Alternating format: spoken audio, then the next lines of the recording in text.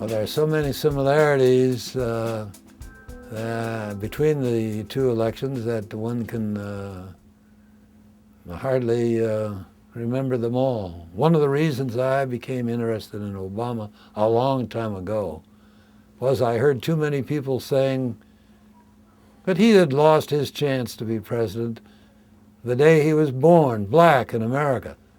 Just as in 1960 they were saying John F. Kennedy had lost his chance to be president the day he was baptized Catholic in America.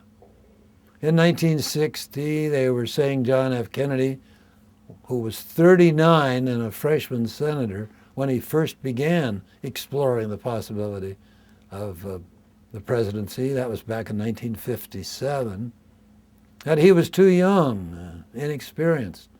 And then I began reading that they were saying that Barack Obama, who is an old geezer compared to, at 46 compared to Kennedy at 39, and Obama also is in his, he's also in his first term as United States Senator, and they say he's too inexperienced. Well, if they want experience, we could probably drag out Cheney and Rumsfeld again. They have a lot of experience.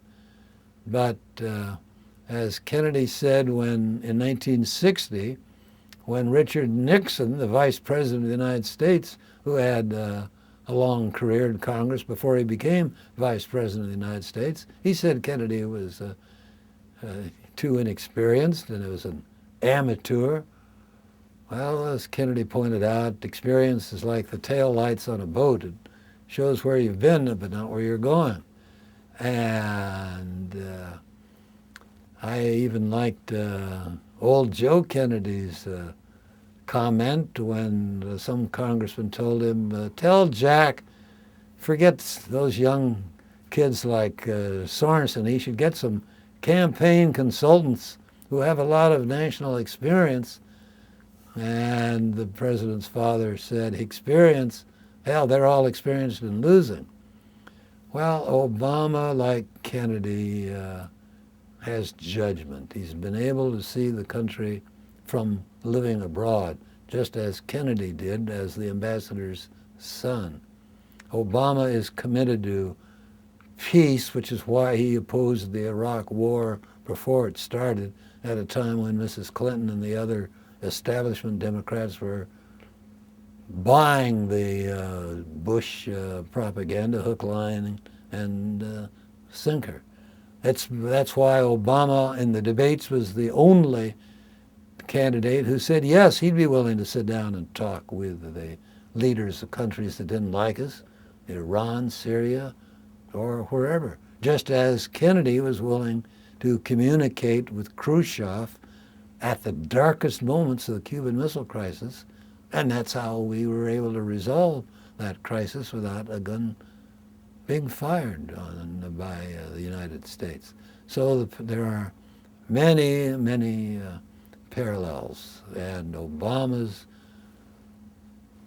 ability to inspire the young. Everywhere I've gone, I've campaigned so far in 7 states for Obama. In each of those states, I've found young, dedicated people in the field, often from other states, often sleeping on floors in the living rooms of strangers, often going without pay because they recognize the importance of change, and Obama represents change. Kennedy reached out to those young people also. He inspired them.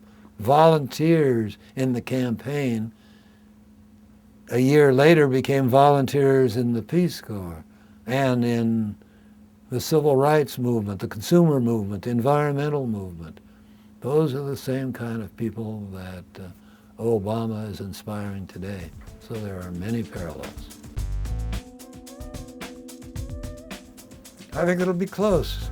After all, Kennedy won by only 1/4% of the popular vote. Fortunately, margins in the popular vote frequently express themselves in larger margins than the electoral vote, so he had a comfortable electoral vote majority, but certainly the popular vote was very thin because, frankly, there was still, beneath the surface, a lot of bigotry against a Roman Catholic president in this country in 1960.